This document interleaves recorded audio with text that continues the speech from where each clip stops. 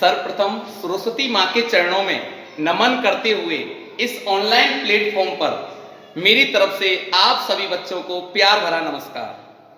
इसी बात को और आगे बढ़ाते हुए आज हम इजी और बेहद इंपॉर्टेंट टॉपिक पर चर्चा करने वाले हैं।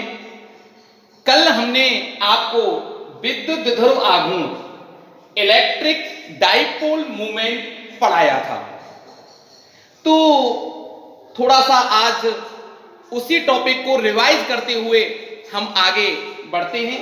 तो द्विध्रुव आघूर्ण के बारे में मैंने आपको बताया कि द्विध्रुव आघूर्ण में किसी एक आवेश का परिमाण और दोनों आवेशों के मध्य की दूरी के गुणनफल को विद्युत द्विध्रुव आघूर्ण कहते हैं।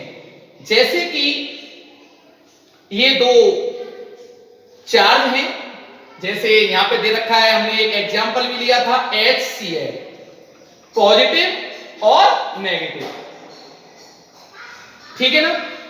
तो किसी एक आवेश का परिमाण क्या हुआ Q और दोनों आवेशों के बीच की डिस्टेंस 2L या 2A, ठीक है ना, कुछ भी ले सकते हो आप। तो 2A, इन दोनों का गुणनफल विद्युत द्विध्रुव आघूर्ण कहलाता है। उसी टॉपिक पर पहले मैं एक न्यूमेरिकल करा रहा हूं और बुक का एग्जाम्पल नंबर 18 है। बहुत शानदार न्यूमेरिकल है, जरा इसे देखें। NaCl अणु में Na प्लस व Cl माइनस आयन के मध्य की दूरी 1.28 एंगस्ट्रॉम है, उसके बीच की बंध लंबाई। तो अणु का विद्युत द्विध्रुव आघूर्ण ज्ञात करें। ठीक, तो देखो मैंने आपको बता चुका हूं पहले, ये एक NaCl एक अणु दे रखा है, NaCl, ठीक। अच्छा, इसका ये मध्य का पॉइंट है, ठीक है ना, और दोनों आवेशों के बीच की जो डिस्टेंस है वो क्या है मेरी 2A, ठीक है ना। अच्छा, एक बात ध्यान रखना, NaCl, HCl, जितने भी मैंने आपको अणु बताए थे, उनके बीच की जो ये बंध लंबाई होती है बहुत कम होती है, अर्थात एंगस्ट्रॉम कोटि की होती है, ध्यान रखना। तो सबसे पहले देखो, ध्यान रखना कि न्यूमेरिकल करते समय जो वैल्यू आपको दे रखी है उनको पहले लिखो और क्या पूछ रहा है उसको लिखो, तो क्वेश्चन करना बहुत इजी हो जाता है। तो बेटा दिया है क्या क्या चीज इसमें दे रखी है, तो NaCl, इसमें से कोई सा भी आयन ले लें आप, चाहे Cl ले लो चाहे Na ले लो। तो देखो इस Cl की बात करें तो कितना इलेक्ट्रॉन आया, एक इलेक्ट्रॉन आया है इस पर, एक इलेक्ट्रॉन, ठीक है ना, एक ही माइनस है ना, ठीक है, कोई दिक्कत नहीं। डबल माइनस होता मान लो तो क्या हो जाता, 2 ही हो जाता, ठीक है ना। क्वेश्चन से समझ में आ रहा है। तो कितना आवेश हुआ, एक इलेक्ट्रॉन के बराबर। लेकिन हम फॉर्मूले के हिसाब से देखें तो उसमें परिमाण लेते हैं, तो यहां पर हम आवेश लें तो आवेश Q बराबर क्या लेंगे बेटा, 1E। तो 1E मतलब इलेक्ट्रॉन के आवेश का परिमाण, ठीक है, 1.6 इंटू 10 की पावर माइनस 19 कूलम। बीच की डिस्टेंस देखें 2A बराबर 1.28 एंगस्ट्रॉम। देख लो क्वेश्चन में भी एंगस्ट्रॉम कोटि की है, ठीक है ना, तो बहुत कम होती है इसकी लंबाई, तभी तो डेफिनेशन प्रूफ भी हो रही है सूत्र से, ठीक है ना, बहुत अत्यल्प दूरी पर स्थित हो। समझ में आई। 1.28 एंगस्ट्रॉम का मान जानते हो, 10 की पावर माइनस 10 किसमें हो गया, ये मीटर में हो गया बेटा, क्लियर। तो हम फॉर्मूला पुट कर दें, तो विद्युत द्विध्रुव आघूर्ण क्या हुआ बेटा, P बराबर Q इंटू 2A। तो P Q Q किसी एक आवेश का परिमाण हम लिख चुके हैं 1.6 इंटू 10 की power minus 19 coulomb. 2a distance बोलो 1.28 इंटू 10 की पावर माइनस 10। ठीक, कोई प्रॉब्लम नहीं। इनको अपन मल्टीप्लाई करें, सॉल्व करें इसको, तो p बराबर दोनों का मल्टीप्लाई करें। ये दो संख्यावार दशमलव है, ठीक है ना। ये नीचे ये पॉइंट हटेगा तो नीचे कितनी जीरो बढ़ गई? 2, तो 10 की पावर 2 लिख देंगे, ठीक है ना। इनटू ये पॉइंट एक 10 हो गया। इसको सॉल्व करते हैं तो लगभग 2 इंटू 10 की पावर माइनस 29, ठीक। और किसमें आता है बेटा? कूलाम इंटू मीटर, ठीक है ना। या ऐसे भी लिख सकते हो आप, राइट बेटा। ये इसका आंसर आता है। क्लियर, कोई डाउट नहीं, ठीक है। नोट करें।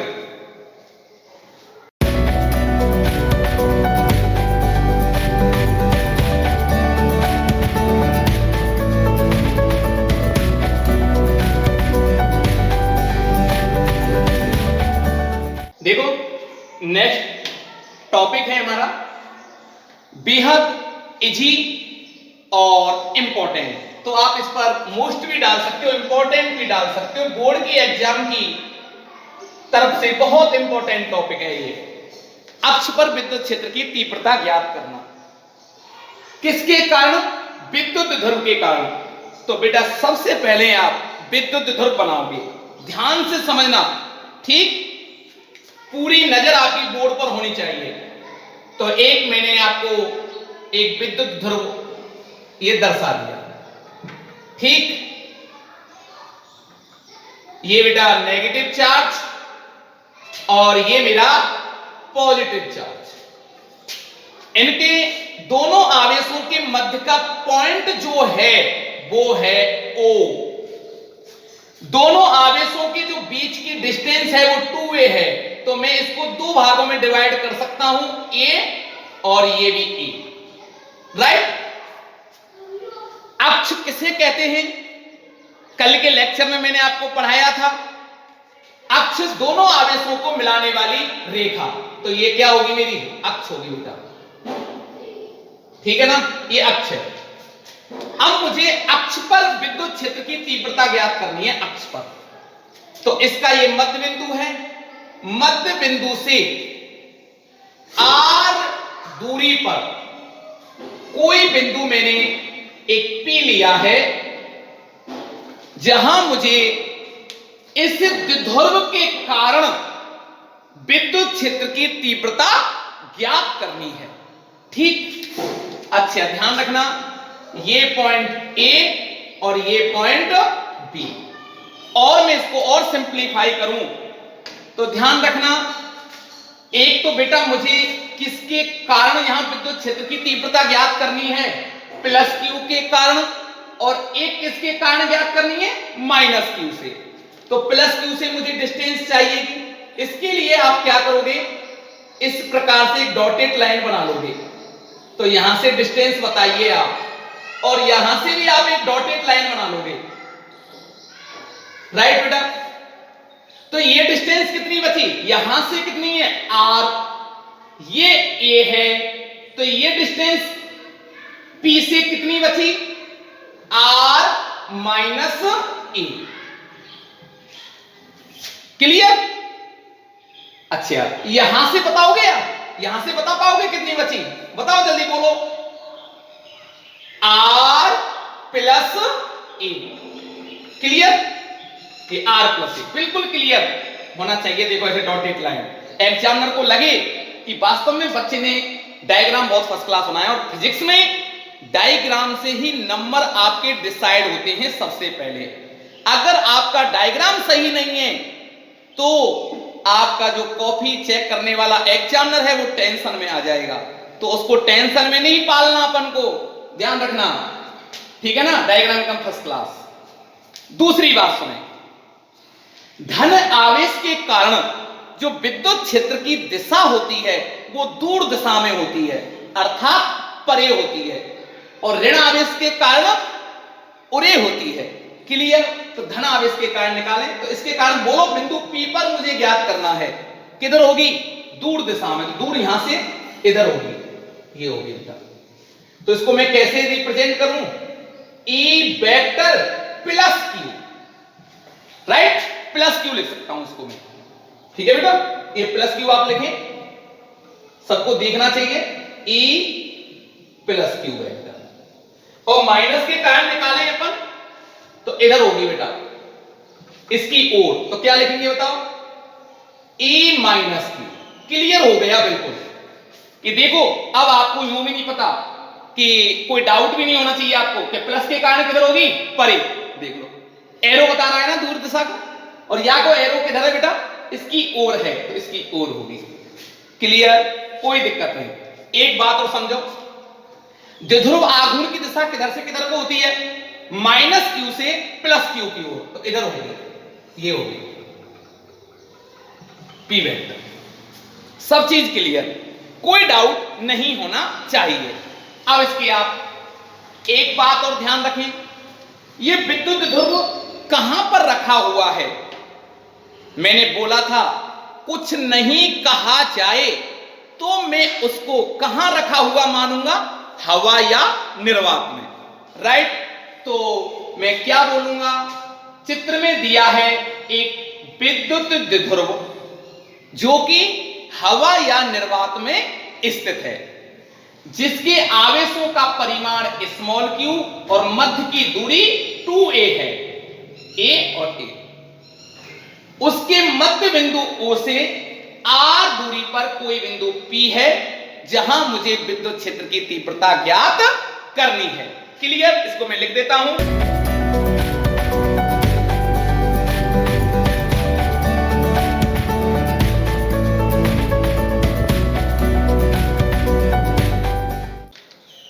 देखो मैंने जो बोला वो लिख दिया है। चित्र में दिया है एक विद्युत ध्रुव, कुछ नहीं कहा जाएगा तो कहां रखा हुआ मानेंगे? हवा या निर्वात में। देखो जो कि हवा या निर्वात में, और हवा निर्वात के लिए K की वैल्यू क्या लेते हैं? 1/4 पाई एप्सिलॉन नॉट रखा है, जिसके आवेशों का परिमाण स्मॉल q एवं बीच की दूरी 2a है, और उसके मध्य बिंदु O से r दूरी पर कोई बिंदु P है जहां मुझे विद्युत क्षेत्र की तीव्रता ज्ञात करनी है। ओके, अब देखो आगे, ठीक है बेटा? अब देखो आगे, अब मुझे विद्युत क्षेत्र की तीव्रता ज्ञात करनी है तो मैं किस प्रकार करूंगा? बहुत शानदार टॉपिक है, 3 नंबर का आएगा, ठीक है ना? कोई भी डाउट हो तो पूछ लेना। अब देखो एक एक चार्ज की वजह से मैं विद्युत क्षेत्र की तीव्रता ज्ञात कर लेता हूं। तो ध्यान रखें, प्लस Q आवेश के कारण विद्युत क्षेत्र की तीव्रता प्लस Q के कारण बताओ क्या होगी? कितना क्लियर हो गया? देखो परे, तो देखें क्या होगी? E प्लस Q, ठीक है ना? अच्छा, कैसा चार्ज है ये? बिंदुवत, और बिंदुवत के कारण मैंने सूत्र क्या बताया था?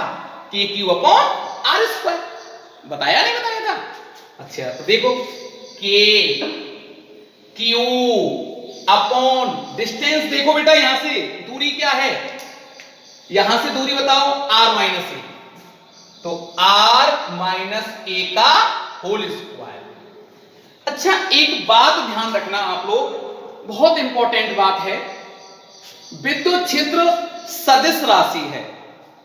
डेरिवेशनों में ध्यान रखना, जब भी आप सदिश राशियों का डेरिवेशन निकालें तो आप उस जगह परिमाण लिखने की कोशिश करा करो। हालांकि मैं सदिश रूप में भी इसको करा सकता हूं, लेकिन हो सकता है आप कैसे गलती हो जाए, तो आप उसका परिमाण लिख करके उसको सॉल्व करें तो बहुत आसान हो जाएगा। तो देखो जैसे मैंने इसका मैग्नीट्यूड लिखा है, परिमाण लिखा है, ठीक है ना?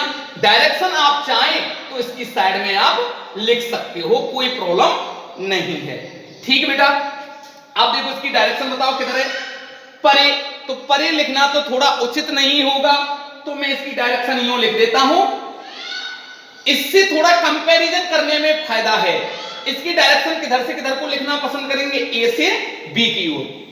या तो आप इसकी डायरेक्शन यूं लिख दो ए से बी की ओर, या आप यूं लिख दो ओ से पी की ओर, या आप यूं लिख दो बी से पी की ओर, एक ही बात है, ठीक है ना। इस एरो की डायरेक्शन देखनी है अपन को, तो इसकी तो मैं लिख देता हूं दिशा, बोले ए बी के अनुदिश, ये होगी डायरेक्शन। क्लियर बेटा?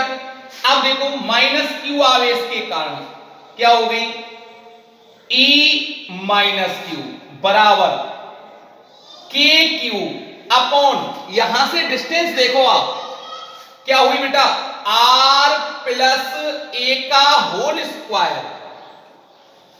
माइनस क्यू की डायरेक्शन, एरो किधर लग रहा है? इसकी ओर। तो बताओ, अब दिशा यहीं पर देख लो, इसकी दिशा तो ए से बी की ओर थी, और इस एरो की दिशा किधर से किधर को है? बी से ए की ओर। तो मैं लिख दूंगा बेटा बी से ए की अनुदिश। बिल्कुल क्लियर, कोई डाउट नहीं होना चाहिए, ठीक है ना। अब सुनो, अब मुझे रिजल्ट ज्ञात करना है, परिणामी विद्युत क्षेत्र ज्ञात करना है। तो बिंदु P पर परिणामी विद्युत क्षेत्र, ध्यान रखें भैया, EP बराबर, देखो एक इंपोर्टेंट मैं आपको एक पॉइंट बता दूं, ध्यान से समझ लेना, इसको नोट भी कर लेना आप लोग। बेटा अगर हमारी सदिश राशियां हों, सदिश क्वांटिटी की बात करें, यदि उसकी दिशा समान है, सदिश राशियों की दिशा कैसी है? समान। ध्यान रखना, देखो ऐसे एक ही दिशा में है दोनों तीर के चिन्ह, तो वो 100% ऐड हो जाएंगी दोनों क्वांटिटी, ठीक है ना, मतलब जुड़ जाएंगी दोनों। कैसे सर? जैसे बेटा ये E1 है, ये मेरा E2 है, सुन लेना, ये बहुत बड़ा घपला है यहां, ठीक है ना, लिख सकता हूं मैं घपला। E1 और E2 दोनों एक ही डायरेक्शन में हैं, सदिश क्वांटिटी हैं, जुड़ जाती हैं, तो क्या आएगा इसका resultant? E equivalent E1 plus E2, right. अच्छा, यदि बेटा ये विपरीत डायरेक्शन में होते, E1 और ये E2 ऐसे होते, तो क्या होता? अब आप बोलोगे सर दोनों विपरीत डायरेक्शन में हैं, इसलिए ये दोनों घट जाएंगे, ठीक है ना। तो जैसे कि मैं मान लूं ये बिंदु P है, तो P पर अब मैं कैसे निकालूं, किस में से किसको घटाऊं? तो ये ध्यान रखना, ज्यादा में से हमेशा कम घटता है। तो मान लो E1 मेरा ज्यादा है, E2 मेरा कम है, तो क्या हो जाएगा? E1 minus E2। एक बात और, तो परिणामी दिशा किधर होगी यहां? अब दिशा की बात आती है, तो दिशा कैसे लिखेंगे? जिसका ज्यादा परिमाण है उधर ही उसकी दिशा होगी। क्यों? मान लो ये ज्यादा है, ये कम है, इसकी दिशा में से अगर मैं छोटे वाले की दिशा घटाऊं तो किसकी दिशा बचेगी? ज्यादा वाले की दिशा बचेगी। समझ में आई ना? किसकी दिशा बचेगी? ज्यादा वाले की। तो जैसे E1 ज्यादा मान है, तो इसी दिशा में परिणामी भी होगा। क्लियर? इस तरह दोनों की दिशा इधर है, तो दोनों की दिशा किधर होगी? उधर ही होगी। ये तो क्लियर है, ये भी समझ में आ गई। घटाने वाले की दिशा कैसे निकलेगी? जो ज्यादा परिमाण का है तो उसी की दिशा आती है हमेशा। तीसरी बात, यदि, ये इंपॉर्टेंट है, यदि दोनों किसी कंपोनेंट मतलब किसी कोण पर हैं, जैसे ये E1 है, ये E2 वेक्टर है, ठीक है ना बेटा। अब मैं इसके, ये कोण थीटा है और यहां पर भी कोण थीटा है। अब इसको अपन कैसे समझें? ध्यान रखना, विशेष इंपॉर्टेंट बात, कंपोनेंट वाले, अब जैसे ये थीटा पर है, थीटा कोण पर है, तो इनके कंपोनेंट अपन को करने पड़ेंगे, घटक करने पड़ेंगे, ठीक है ना बेटा। तो घटक किस प्रकार से किए जाते हैं ध्यान रखना। इसके बीच का ये पूरा एंगल कितना हुआ 90, ये थीटा, तो ये कितना बचा बेटा 90 माइनस थीटा। थीटा की दिशा में कौन सा घटक लिया जाता है सब जानते हो, E1 cos थीटा, cos आता है थीटा की दिशा में घटक, और E2 का घटक करें E2 cos theta. 90 minus theta में क्या आएगा E1 sin थीटा, ठीक है ना बेटा। ये कैसे आया साइन, E1 वही लिखो cos 90 minus theta, value change हो जाएगी तो साइन में आ जाएगा। तो आप तो ध्यान रखो 11th में हम पढ़ा चुके, यहां पर क्या आएगा E2 का घटक E2 sin थीटा। तो ये तीन बातें मैंने आपको बिल्कुल क्लियर करा दी जो कि आगे काम आने वाली हैं। अगर वो एक ही डायरेक्शन में है तो जुड़ जाएंगे, दिशा उधर ही होगी जिधर इन दोनों सदिशों की दिशा है। घटाने वाले में अगर विपरीत दिशा में तो घट जाएंगे, दिशा उधर ही होगी जिधर सबसे बड़े सदिश की दिशा है, ठीक है ना बेटा।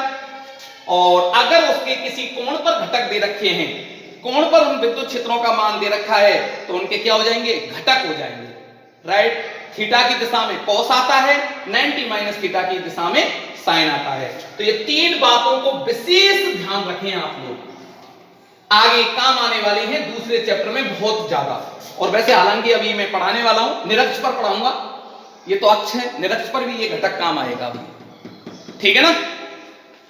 तो बिंदु P पर परिणामी विद्युत क्षेत्र की बात करें EP बराबर, तो आप जानते हो सब 9th क्लास की मैथमेटिक्स यूज हो रही है। देखो यहां पर मैं घटा करके इस राशि में भाग दे रहा हूं, ठीक है ना, और यहां पर जोड़ करके मैं इस राशि में भाग दे रहा हूं, तो कौन सी बड़ी होगी और कौन सी छोटी होगी, ये राशि मेरी बड़ी आएगी घटा करके, ठीक है ना। ये राशि मेरी बड़ी होगी और ये राशि मेरी छोटी होगी, क्यों, इस यहां पर मैं जोड़ करके भाग दे रहा हूं, ठीक है ना। तो देखो क्या लिखूंगा फिर मैं, कौन सा बड़ा हुआ मेरा, ये वाला, तो मैं लिख सकता हूं E प्लस क्यू, ठीक है ना, माइनस E माइनस, ये मैंने क्यों लिखे आपको बिल्कुल क्लियर हो रहे हैं कौन से आवेश के कारण विद्युत क्षेत्र है, माइनस क्यू आवेश के कारण। ये किसके कारण है, प्लस क्यू आवेश के कारण। भाई साहब एग्जामिनर देखते खुश हो जाएगा, ध्यान रखना इस बात को। दिशा बोलो किधर होगी, किसकी दिशा में, बड़े में, और बड़े, अच्छा बड़े की दिशा कौन सी है बेटा, बड़ा कौन सा है, ये है, इस दिशा में होगी। ये दिशा कौन सी है, AB के अनुदिश, AB के अनुदिश। अब कोई टेंशन वाली बात नहीं होनी चाहिए, क्लियर। अब देखो यहां से मान उठा करके इस इक्वेशन में पुट करने हैं, तो चले भैया मान रखने पर, मान रखने पर तो EP यहां से स्टार्ट कर दें, EP बराबर प्लस क्यू की वैल्यू बोलो बेटा, KQ upon R minus A का होल स्क्वायर, और KQ upon R plus A का होल स्क्वायर। तो EP बराबर एलसीएम ले लें, एलसीएम क्या रहा है, R माइनस A का होल स्क्वायर और R प्लस A का होल स्क्वायर। ध्यान से समझें, देखो इसका जब मैंने एलसीएम ले लिया, ये कट गया, इतनी बार गया, इसका मल्टीप्लाई इससे करें। अच्छा एक बात और ध्यान रखना, और सिंप्लीफाई और सिंपल कर दूं, इसमें से KQ कॉमन आ रहा है तो KQ को मैंने बाहर लिख दिया, कोई दिक्कत वाली बात नहीं है, KQ बाहर लिख दिया ना, कॉमन आ गया। अब कितनी बार गया, इतनी बार गया, इसको मैं यहां लिख दूं R प्लस A का होल स्क्वायर, ठीक है ना। अच्छा एक बात ध्यान रखना, कभी कभी बच्चे मुझसे यूं कहते हैं सर छोटे अक्षर हैं, बेटा मैं यूं चाहता हूं कि एक बार में ही आपको डेरिवेशन हो जाए बोर्ड पर, ठीक है ना। आप जब आप इसको मेरे लेक्चर को देखते हो ना, तो उसकी क्वालिटी थोड़ी अप कर लिया करो आप, ठीक है ना। उसमें ऑप्शन आते हैं, जैसे आप मेरा वीडियो क्लिक करते हो ना, क्लिक करोगे आप, तो वहां पे साइड में 3 बिंदी आती हैं, तो वहां पे क्वालिटी आ जाती है, उसको जब जैसे आप प्रेस करोगे तो 480 पर देखोगे, बहुत शानदार दिखाई देगा आपको, ठीक है ना। तो ये अक्षर आपको बहुत बड़े बड़े और साफ दिखेंगे आपको, ठीक है ना बेटा। माइनस, इसमें आप देखें R माइनस A का होल स्क्वायर, ये हो गया ना, इससे कट गया। अब इसको सॉल्व कर लें, क्या होता है के क्यू ए प्लस बी का होल स्क्वायर, जानते हो a square plus b square plus 2ab, r square plus a square plus 2ra। अच्छा अब इसको सॉल्व करें, are square A square 2ra, लेकिन बहुत अच्छी बात, चिन्हों का ध्यान रखें, ये माइनस का चिन्ह है। अच्छा यहां पर ये किसके आने वाले हैं बेटा, किसके आएंगे बताओ, माइनस का। ब्रैकेट सॉल्व करूंगा तो ये किसका हो जाएगा, यहां पे माइनस का, ये भी किसका हो जाएगा माइनस का, और ये किसका हो जाएगा प्लस का, ध्यान रखना, कैंसिल आउट। अच्छा नीचे का टर्म और देखो, a माइनस बी और a प्लस बी को क्या लिख सकते हैं, a square minus B square, तो इसको क्या लिख सकता हूं, R square minus A square का होल स्क्वायर। ठीक है बेटा, आर स्क्वायर से R square cancel out, A square से ए स्क्वायर कैंसिल आउट।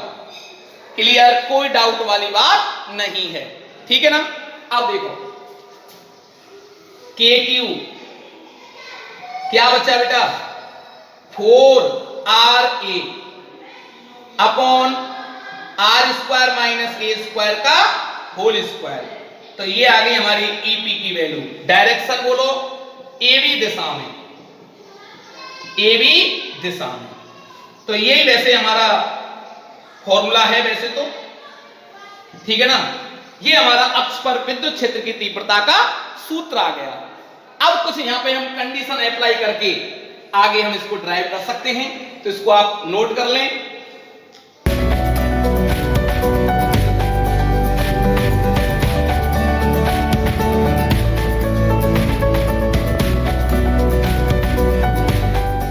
हाँ देखो, ठीक है ना, इतना आ गया। अब मैं यहां पे कुछ शर्त अप्लाई कर दूं और मैं इसको एक साथ मर्ज करके लिख दूं, तो मैं इसको ऐसे भी लिख सकता हूं, AP बराबर KQ 2RA। तो मैं कैसे लिख दूं बेटा इसको, 2KQ, ठीक है ना, और 2AR upon R square minus A square का होल स्क्वायर। कोई दिक्कत वाली बात नहीं है, मैं लिख सकता हूं, देखो मल्टीप्लाई कर लो दोबारा से, तो ये राशि मुझे प्राप्त हो जाती है। तो मैं इसको ऐसे भी लिख सकता हूं, ठीक है ना बेटा, कोई दिक्कत नहीं है। अब सुनो, देखो अभी मैंने, मेरा एक ही पर्पस था आपको पहले न्यूमेरिकल कराने का, कि बच्चों को नहीं थोड़ा पता लग जाए, इनकी मध्य की दूरी जो होती है वो क्या होती है, एंगस्ट्रॉम कोटि की होती है। एंगस्ट्रॉम का मतलब समझ रहे हो आप, एक एंगस्ट्रॉम का मान 10 की पावर माइनस 10 मीटर। अरे भगवान, बहुत छोटी राशि हो गई है, तो बहुत अति अल्प। इसका मतलब आर कहां से, अच्छा 2a मैंने क्यों ली, अब आपको मैं समझा देता हूं 2a क्यों ली। देखो यहां से डिवाइडेशन हो गया ना, r माइनस ए, और यहां से देखो r प्लस ए, ठीक है ना। आपको मैंने बेहद आसान बना दिया टॉपिक को, ध्यान रखना में, ठीक है बेटा।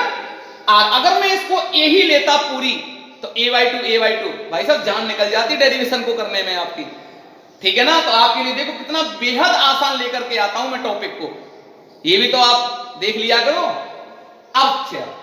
अब देखो बेटा, तो r कहां से मेजरमेंट किए मैंने, मध्य बिंदु से, और a ये छोटी सी है, तो आप समझ गए होंगे कि a का मान तो बहुत छोटा है r के कंपैरिजन में, ठीक है ना। तो इसका मतलब हम कह सकते हैं कि विद्युत ध्रुव तो बहुत छोटा होता है, और विद्युत ध्रुव बहुत छोटा होता है, तो a को r की तुलना में नगण्य मानने पर तो लिख सकते हैं, चूंकि विद्युत द्विध्रुव बहुत छोटा है, इसलिए R की तुलना में A को नगण्य मानने पर, और स्क्वायर करेंगे तो ये तो और छोटा हो जाएगा, इसलिए a square is very very less than r square. तो बेटा मैं इसको नगण्य कर देता हूं, छोड़ दिया इसको मैंने, तो क्या बचा, ईपी 2KQ और 2A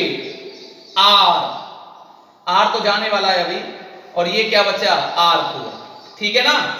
एक आर से एक आर चला गया, तो क्या बचा RQ, तो EP बराबर 2KQ 2A, राइट। और ये क्या बचा बेटा, ये आपका कुछ पुराना पढ़ा हुआ टॉपिक सा लग रहा है ना। याद करो अपनी पुरानी बातों को, प्रीवियस लेक्चर की बातों को, ये मैंने पढ़ा चुका हूं। विद्युत द्विध्रुव आघूर्ण और न्यूमेरिकल भी कराया था आज, नई ताजा भी बात मैंने आपकी बना दी आज। तो देखो क्या है, विद्युत द्विध्रुव आघूर्ण, ठीक है, electric dipole moment P = 2 × 2A, ठीक है ना। तो अब हम लिख सकते हैं इस वैल्यू को, Q × 2A को क्या लिख सकते हैं बेटा, P। तो EP = 2KP / RQ, राइट। कोई प्रॉब्लम नहीं है। और डायरेक्शन बोले आप मेरे लिए, दिशा AB के अनुदिश, ठीक बेटा, ये बिल्कुल आपका क्लियर हो जाना चाहिए, कोई डाउट नहीं होना चाहिए। अच्छा, इसी बात को और आगे बढ़ाते हुए मैं और इसको क्लियर करूं, तो बेटा देखो कैसे होगा। कुछ नहीं कहा गया, हवा निर्वात में मानेंगे इसको रखा हुआ। तो K की वैल्यू में क्या लिख सकता हूं, हवा निर्वात के लिए मैंने लिख दिया था पहले शुरू में 1/4πε0। तो EP = 1/4πε0, और क्या लिखेंगे बेटा, 2P / RP, राइट। अगर मैं इसको किसी माध्यम में रखा हुआ मानूं, माध्यम के लिए कराऊं इसी को, माध्यम के लिए बोलो बेटा क्या लिखेंगे, EP बराबर 1/4πε0 और प्रत्येक माध्यम के लिए इसकी वैल्यू अलग अलग होती है, और 2P / RP, राइट। डायरेक्शन तो वही होगी जो मैं लिखा चुका हूं AB के अंदर से। इसी को मैं सदिश रूप में लिखना चाहूं, वेक्टर फॉर्म में, सदिश रूप में, दिशा तो आपको पता है AB के अंदर, तो सदिश रूप में बेटा कैसे लिखेंगे बताओ। परिणामी विद्युत क्षेत्र की दिशा किधर है, AB दिशा में है, और P वेक्टर की दिशा AB दिशा में है। तो मैं इसको सदिश वेक्टर फॉर्म में EP वेक्टर = 1/4πε0 इसको लिख रहा हूं मैं हवा निर्वात के लिए। चाहे इसको लिख लो तो ये आ जाएगा, ठीक है ना, εr, कोई दिक्कत तो नहीं है। 2P वेक्टर / RQ, इसका मीन्स क्या हुआ, जिधर परिणामी विद्युत क्षेत्र की दिशा है उधर ही विद्युत ध्रुव आघूर्ण की दिशा है, ठीक है ना, क्लियर, कोई डाउट नहीं है। अगर इसकी डायरेक्शन इधर होती तो यहां किसका चिन्ह आ जाता, माइनस का, ठीक है ना। लेकिन यहां परिणामी विद्युत क्षेत्र और P वेक्टर की दिशा सेम है, इसलिए प्लस का चिन्ह आएगा। बिल्कुल क्लियर हो जाना चाहिए। और मात्रक क्या होता है इसका, वही होगा विद्युत क्षेत्र का वोल्ट/मीटर। इससे भी वही आता है, डायमेंशनली आप देखें इसको, विमीय सूत्र से आप देखें तो सेम यही सूत्र आता है इसका, या N/कूलम। कैसे, देख लो आप यहां पे, वापस चलें आप यहां पे देख लो, Q का मात्रक क्या हुआ, कूलम, देख लो आप। एक थोड़ा सा मैं एक्स्ट्रा बात बता रहा हूं आपको, ये आप इसके उत्तर की जांच करना विमीय समीकरण से। देखो K कांस्टेंट राशि है, Q आवेश, आवेश का मात्रक बोलो बेटा कूलम, दूरी है ये 2a, बताओ मीटर, और इसका मात्रक क्या हुआ मीटर क्यूब, राइट। 1 मीटर से क्या हो गया बेटा, मीटर कैंसिल आउट हो गया, तो कूलाम अपॉन क्या हो गया, मीटर स्क्वायर हो गया ना। अच्छा, और के का मात्रक क्या होता है, के का मात्रक आप बोलोगे क्या, याद है, newton into metre square upon coulomb square. इसकी वैल्यू इसमें पुट करते हैं तो इसका मात्रक वही आता है, न्यूटन अपॉन कूलाम या वोल्ट अपॉन मीटर। बिल्कुल क्लियर। अच्छा, इसको बेटा ढंग से देख लेना, बहुत बेहद ही इंपॉर्टेंट और बेहद ही इजी है। ठीक है, आज के लिए इतना ही, धन्यवाद।